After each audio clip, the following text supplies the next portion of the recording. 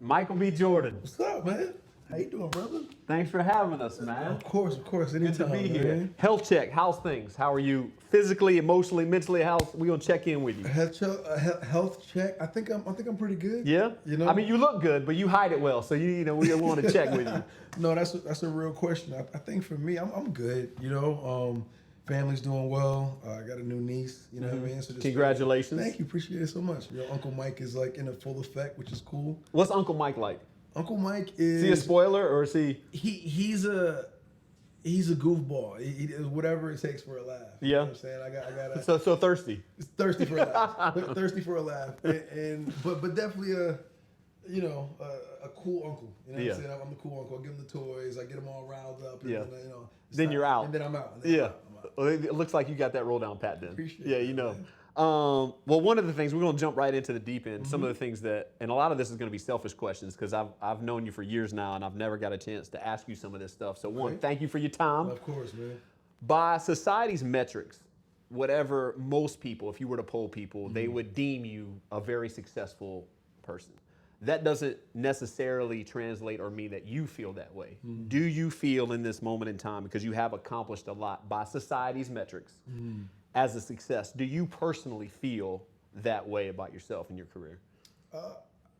Yes, I think I would be, Because I know that you're really hard on yourself. I know I can pull the curtain back a little bit and know that you are a perfectionist and you are hard on yourself. So do you feel successful with all the things that you've been able to do to this point? I do. I think being in the industry for however many years, over 2 decades, and started from nothing, and kind of like, had a vision and a dream. It evolved into a vision and a dream over time, from small success to small success. And being able to put a string of wins together consistently over the last years or so, I would like to say that I'm successful right now. I'm not satisfied. Sure. But I would consider myself successful, being able to help my family and be able to have a career for myself. You know what I'm saying? I think that's. When you started, you were talking about putting wins together, which, obviously, I love you as a human being first. You're an amazing guy, and we'll get into that a little bit later, which one of the first people I ever met in Los Angeles, which is crazy. We go back. I do take pride in that you invited me to Taco Tuesday, like the first day we ever met. I was like, all right, I'm doing all right. I'm doing all right.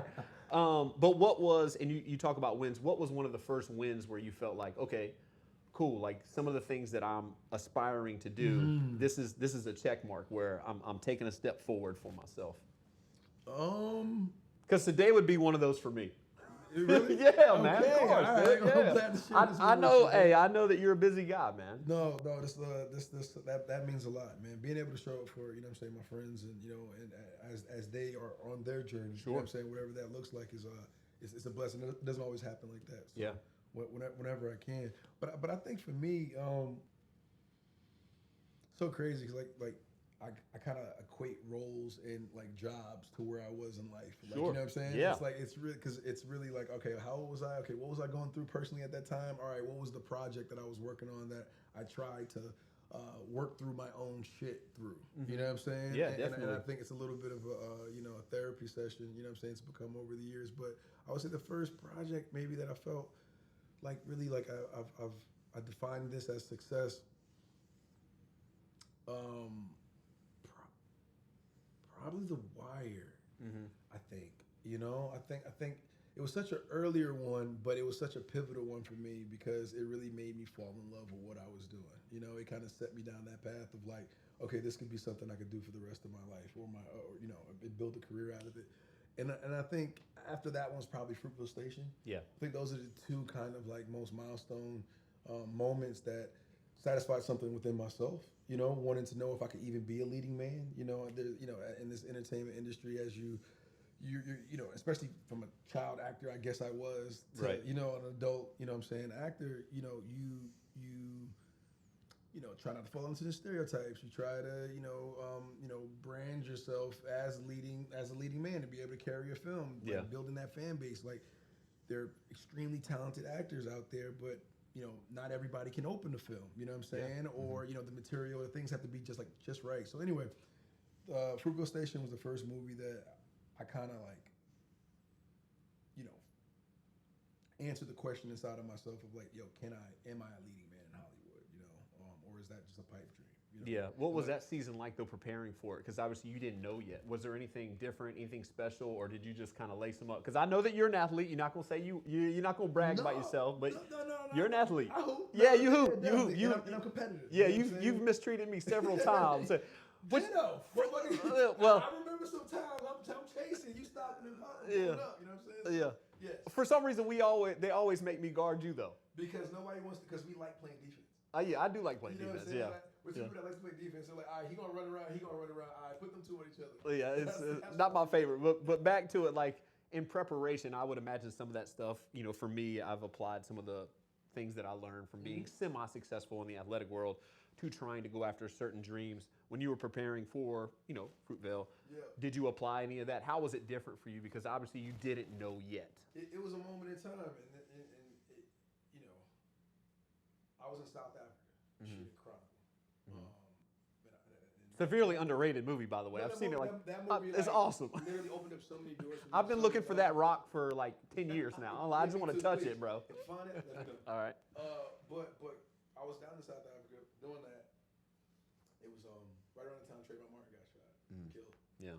So a lot of energy, a lot of tension, a lot of feelings and emotions. Very heavy. As a young black man, you know what I'm saying, figuring shit out, not knowing how to feel, not knowing how to express myself. And of all times, it's my first time in Africa. Down there. So it was like like a whole bunch. There's a lot going on. Right? Yeah. And I remember talking to my agent at the time, and we're going back and forth, and I'm like, man, I just wanna something like gritty, independent. I don't have to worry about a big commercial movie. So something that's gritty that I could just kind of like show what I could do and I could express myself. And right around that time, it just so happens that Ryan Coogler was writing a script called Fruitvale Station. Yeah. And had reached out to my agents and got the script to me. You know what I mean? Yeah. Like literally before my flight home. And I remember reading it and just like, okay, this is like what I literally was just asking for. This is like the universe like saying, okay, like you know what I'm saying, like put up or shut up, or just walk into it, And I got back, met Ryan, you know what I'm saying.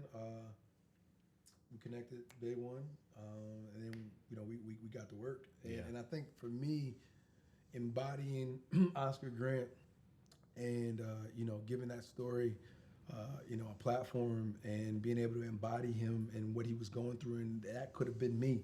You know what I'm saying? Yeah. That was a big deal for me. So it checked off a lot of boxes as a human, as a person, as a black man, as an actor. I found out a lot about myself moving forward. So it kind of gave me that kind of confidence, and it started the relationship with me and Ryan Coogler. With the next few movies after that, we would be doing together. So it kind of really changed my entire life.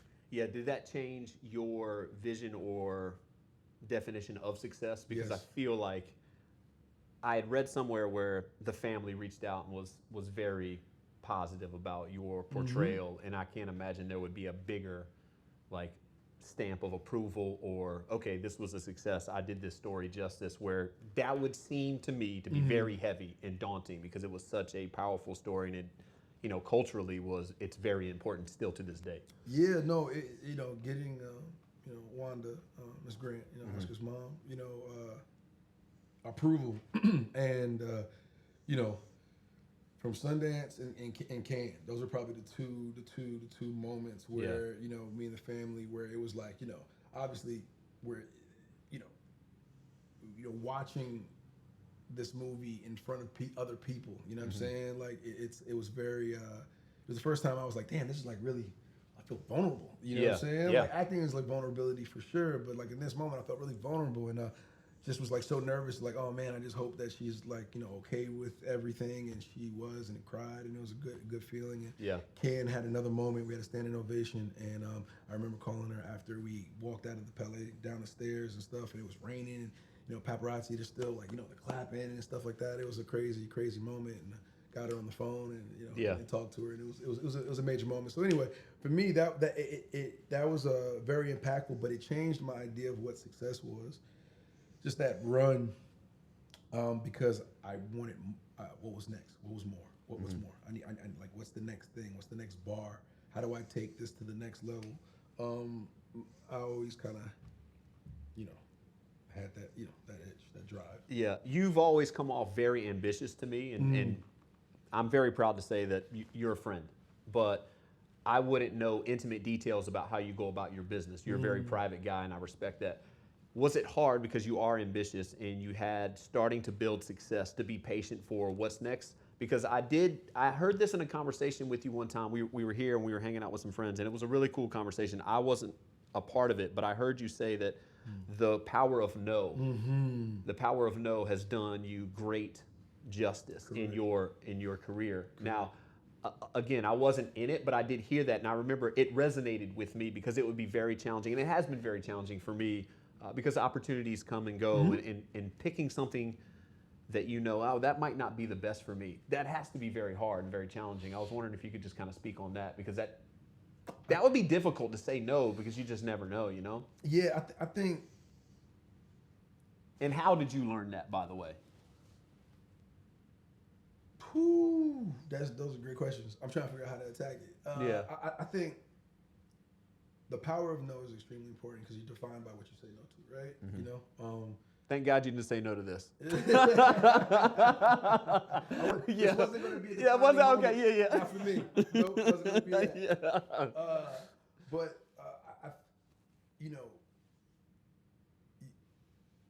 when I like to reverse engineer things. Okay. So I look at actors' careers and their choices, and how often they work. What's a busy year look like for an actor or a movie star. Versus one that's like maybe a little less seen or works a little less often. You know what I mean? There's like a difference between a Daniel Day-Lewis schedule and even Leo, or you know what I'm saying, or Damon or Ben, whoever, you know what I'm saying, you want to bail, you know what I'm saying, and and what type of projects, you know what I'm saying? Like what creates what's the alchemy, what's the ingredients in this situation that got that? Okay, cool. What's the ingredients in this, formula that gets you that? Okay, and then you start to daydream and think through and reverse engineer what that might be for me. Yeah. And do you have a hardest no that comes to mind? You're like, it just, I'm sure it's a great project, just not what's best for me in this moment in time in life. And if you don't, it's totally fine. It's just no.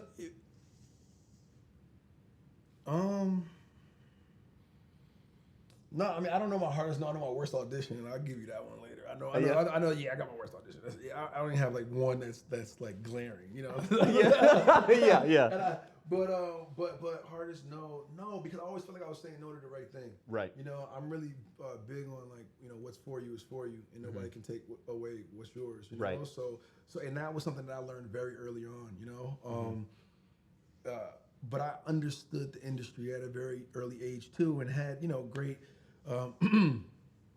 People that I could spitball with or ask questions to, and people that reached out to me and be like, "Hey, Mike, Denzel. You look at Denzel and how he moves. Why are you out all week for free? Well, people can see you all week for free. Why would they pay to see you on the weekends? You know what I'm saying? I took that literally. I was like, okay, I'm not going out. I'm not going to be partying as much. When I do, it's going to be home functions, or we're going to the gym to hoop. I'm doing something where I'm around other people in the industry that are in the same hustle as me, same grinding, the same thing. We're all hustling and grinding. So I was like, all right, at least I'm around like-minded people doing something that I love to do, and I'm not out being distracted. I'm still somewhat, doing what I think I should be doing and operating. That's moving you forward. That's moving me forward. So I think that was the big thing for me earlier on. There was another part of that question. You were like, you said, what was the biggest no, and there was something else. And what was patience? Was patience a hard thing for you? Patience is like, I'm impatiently patient. Really? Patience is a big struggle of mine. That's why I was asking. But it's like, I'm like delayed, gratification. I'm the person that I save the best bite of like my burger last. You know what I'm saying? Like, you know what I'm saying? I'm the person that I'll wait, for something. I'm like long ball all day, chess. Like, cool. I'll just wait for that. You know what I'm saying? I don't eat in the car when I'm driving or when I'll wait till I get home. You know what I'm saying? So it's like I have patience in that regard, but I still want it now. So what can I do now to help move this along, but I'm patiently waiting for the right time. Yeah. So I just try to use the moments and the presence to just be as productive as I possibly can. And that may be sitting still and just letting thoughts and movements come to you. You know what I'm saying? When you sit and you meditate and you just, kind of just sit still. That is challenging, though. It is hard. Man. It yeah. is, but if it was easy, everybody would do it. Correct. You know what I'm saying? And Yeah. and I just gotta look at it like, you know, whether it was the upbringing, it was parents, whether it was the, you know, people that I surrounded myself with, whether it was like, you know, whatever, you know, I have that, you know. Yeah, everybody in life, and I've had my fair share of it, and I think anybody that watches it will have their fair share of it. What I think people might not know, or maybe they just lose focus on, is that everyone encounters adversity. You've you know, had a ton of success, but people don't understand some of the things that you've gone through to achieve some of these things. And I know for a fact, because I'm privy and we have mutual friends, and you and I have been friends for years, that you've put a lot of sacrifice into what you've done and gotten to the place that you've been. How do you as a human being attack or deal with adversity? And now you mentioned like the bad audition. You know, even if that's an example, if you want to tell that story, that'd be great. But like just the overall adversity, like how does Michael B. Jordan attack that? Well, I mean, I even go past beyond that, man. When I was on All My Children, there was like times where I would go to set and I didn't know all my lines. Yeah. And you know, you have rehearsals in the morning. We were doing 100+ pages a day. I used to read those scripts. Yeah. I used to. So you know. 67th and West End, you know, come on. 66, okay. West End. I've been on that stage a few times.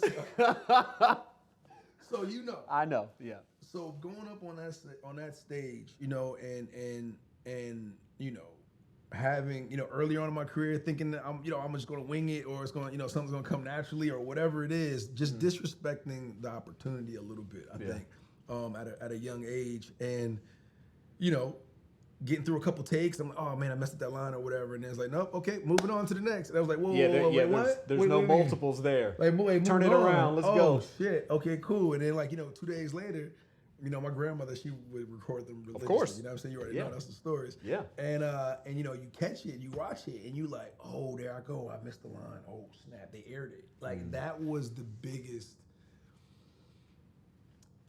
learning curve. Oh, my God. I felt so bad. Like, I was just like, I just felt like I wanted to evaporate. Like, I just wanted to just disappear. And I never did it again. Like, yeah, I was scared straight. From that moment on, I would always make sure that I would learn everything, every line. You know, I would know other people's line. I would never get caught off guard like that again. So that was probably the biggest like moment that really kind of scared me straight and really had me locked further into my process, you know, and how to be prepared. And I think, and I get this all the time because I'm from North Carolina, and shout out Raleigh, North Carolina. People always give Hollywood sort of a bad name that, you know, people don't help other people. And you had mentioned that people along the way have mentored you or reached out. How did some of that come about, and what was some of the most impactful things that people have kind of reached out and given you a hand and paid dividends just from an informational standpoint? You know, just the experience of what it's like being out in LA, moving from where you come from to here, chasing a dream, knowing that there's a lot of, you know, the industry can be relentless. Was it culture shock here for you in the beginning? No. Okay. No. My dad's from California, so okay. and a lot of my mom's side of the family. So I've always been bi-coastal. I've always had a big family out here in Los Angeles. So, you know, whether it was summer vacations or family reunions and basketball camps, I spent a lot of time out here. So cool. I always wanted to move out here, just never knew what for. But biggest advice, man. I mean, just what to expect a little bit and what to look out for. Yeah, has that been challenging? Because for me, you know, I think very few people, just by society's metrics, will achieve the level of exposure that you've been. And so sometimes, like, you have to be careful of who you choose to spend your time with, where you go. And I personally, at this moment in time, wouldn't know how to handle those things. Like, it doesn't come into my mind that something or someone would want to use me for something that might not be good for me. Has that been challenging for you since you've started to have what by society deems an immense amount of success? You know, man, bro. Because your circle is tight. Like you're good with that. Yeah, I've been a very intuitive person. You know, I could meet somebody like fairly quickly and get a read on them. Sure. there's some great actors out here. You know what I'm saying? Yeah, of course. Definitely. There's some great actors out here. But your energy and your aura, like, that's really hard to lie about that. You know what I'm saying? So, like, case in point, first day I met you, you know what I'm saying? I got the Taco Tuesday invite. But fast forward 12 years, 13 years, yeah. No, wait. What was it? 2021? I mean, no, not 19. You got here 20. It was right before you went to film Friday Night Lights. Like you were hooping, and then you left to go to 15 Austin. 15 years. Yeah. I was 22, 21. Which, by the way, I give you credit. You look good throwing a football. Oh, appreciate that, man. Yeah, Thank you, man. I wanted to make some jokes about it, but because I love that show, I got to give you your flowers. Appreciate You're an that. athlete. We went down to we spent a lot of time at UT because we were down in Austin or whatever. So like they would let me go down to down on the field and stuff, watch them practice and stuff like that. So it was I did as much work as I can to not embarrass myself. You look good, man. You look good. And trust me, I was trying to write jokes to poke a little bit, but I give you your flowers. You look good on that. Vince Howard, he was the man. Vince Howard, man, QB1 baby. That's right. No, but your circle is tight, and I think. Just from an outsider, and sometimes I get to be a part of some of that, and it's been really, really cool, and I appreciate that. Like I appreciate today. I just felt like that might have been a really key component that you've been able to surround yourself with people that love you and would never put you in compromising positions. Yeah, but then it's also like an exchange too, man. It's like we're in the business of entertainment where people are looking out for themselves as well and their well-being, and it has to be sometimes it's mutually beneficial to whatever that may be, and you got to be okay with that. Like earlier on, I was like, look, you guys to the team, look, use me. You know what I'm saying? Not in a malicious way. Clearly, no, I get it. Like, yeah, as a resource. Put me in a position to win. If I may or may not be an X factor to closing this deal or getting into this room or setting this appointment or use that. That's what I'm bringing to the table on that frequency right now. And I expect you to do that because that's your job. You know what I'm saying? And the exchange is that we get more successful. We have, we could be more selective. We could Right. We could choose where we want to go, and those are the things that come along with that. So as long as I know what's going on, I don't mind the exchange. It's when you don't know and people are trying to be a little more manipulative or secretive about their intentions. That's when the word like "use" really come in a negative way, or and I've had a pretty good sniff test to that. So and if it's there, I allow it to be. I know it's there. Yeah. You know what I'm saying? Because sometimes it's good to let things lie where they are for a little bit. You know what I mean? And but as long as you won't be surprised. Yeah. Now you mentioned you've had we've known each other, I guess what we said, like 15 years, and there's definitely been several seasons within your career professionally. What do you feel was the most challenging part of, maybe it was success and then going like mega success, Marvel, different, commercial type movies with different responsibilities, or being a lead? Like, what do you think personally was the most challenging season of your career? Most challenging. It could be all of it. You know what I mean? Like it. Yeah, it's Because I'm trying to learn. I'm asking this for me. I don't think it's all been challenging. I think getting success to some people is challenging, managing success is challenging, and maintaining success is challenging. I think it's the patience that you need for the industry and the world to know what you know in yourself. When you know you're great and you know you have greatness in you, you just need an opportunity to show it. And then I think that's the frustrating part of like the patience of like, man, these days you don't know, but it gives you a healthy chip. You know what I'm saying? Definitely. Yeah, it motivates you. So I think I try to create a chip, on my shoulder, for something to prove. Obviously you're having fun and you're expressing, you're doing it for you, but at the same time, you want to, you want to come out on top. So I think, the Creed Black Panther time was incredible. I think the back-to-back of those two projects really put me on a level around the world in a big way. And it was like, oh, wow, okay,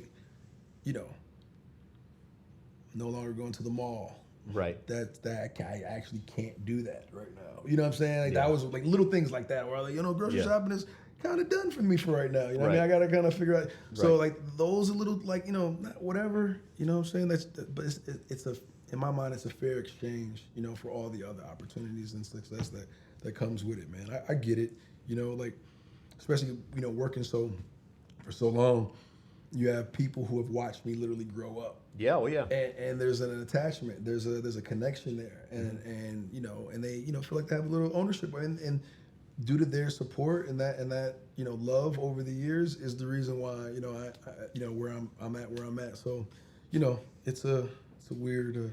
Were you able to soak that in? Because I feel like those back to back had to be, one, they're moments in themselves. Two, on top of each other, might have been somewhat overwhelming. Of like, oh, I mean, like you said, like no more grocery store, like little things that I probably take for granted.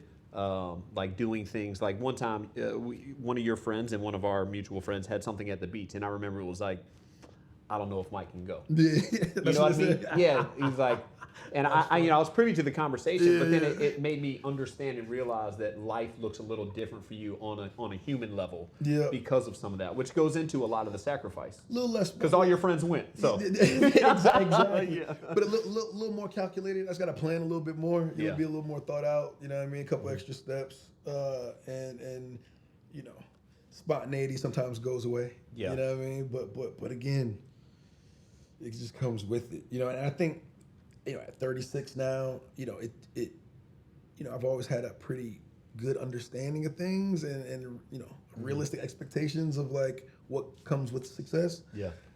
Doesn't make it any easier to go through it in the moment, but I've always kind of like expected this stuff to kind of happen, I guess. Have you ever thought about walking away from it? Like, have you ever reached the point where something happened, and it could have been momentary of like, man, I just, you know, I need to take a step back. Like, this angered me, or this happened and I just can't deal with that. Like, I need to take a step back. Has that ever happened to you? It happens to me sometimes where I feel almost alone in certain areas, and I'm like, man, I just need to regroup. I need to regroup. Yeah. Yeah, I think, you know, because most people would look at you and think that you've never had a hard moment in the industry, and I feel like that does you a disservice of the things that you've accomplished. Because like, we all go through those moments. Everybody does, man, consistently, and you know, the things I'm worried about is not just in front of the camera. You know, I'm like, you know, the acting is something that I've known the most for up until this point, but you know, the ambitions and you know, desires to do other things like, you know, filmmaking, directing, and a bunch of other things that I got going on. I've had moments where I'm like, I'm tapped out. Sure. Like, My cup's empty. I'm have nothing left, like, for anyone. Yeah. I need to go away. You know what I'm saying? That's usually when like CC's like, all right, we're getting them out of here. You know what I mean? So what do you do in that? Like, what fills Mike's cup? Like, how do you recharge? I'm learning. I love to drive, right? Okay. Love drive, love to cook. You know what I'm saying? If I, you know, schedules can't permit for me to go out of the city, you know, or you know, 2-3 hours away, then, you know, I'll probably just order some groceries, cook, you know what I'm saying, chill, you know what I mean? Something just, that's my like reset. I love it's therapeutic for me.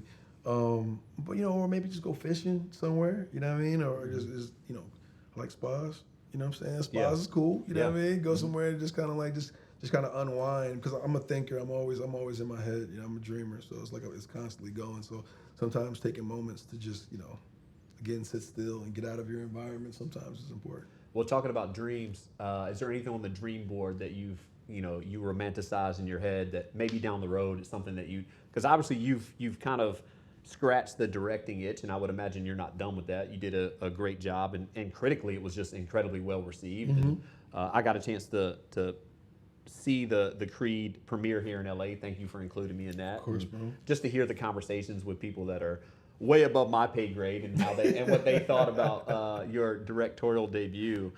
Is there anything else? I know the comic book stuff is super dope. And yeah, animation, you know what I'm saying? I'm really big in animation. That's something I'm really like diving into as well. You know, got a couple business ventures I'm really excited about, you know what I'm saying? Looking for some, you know, I would love to own, you know, a franchise, a sports team. So that's what I'm excited about hopefully happening. You know what I'm saying? Awesome. Well, man, I just want to say thank you so much for your time, bro. I love you to death. I'm happy for you. I'm proud of you. Yo, I'm proud of you too, man. Yes, sir. And yeah, man, you're the best. I definitely learned a lot today, and hopefully anybody that sees this can take something away from it to make themselves a little bit better on whatever their journey is. It's what, man. Great questions, bro. Come on. Looking forward to it. Easy combo. All right. Till next time.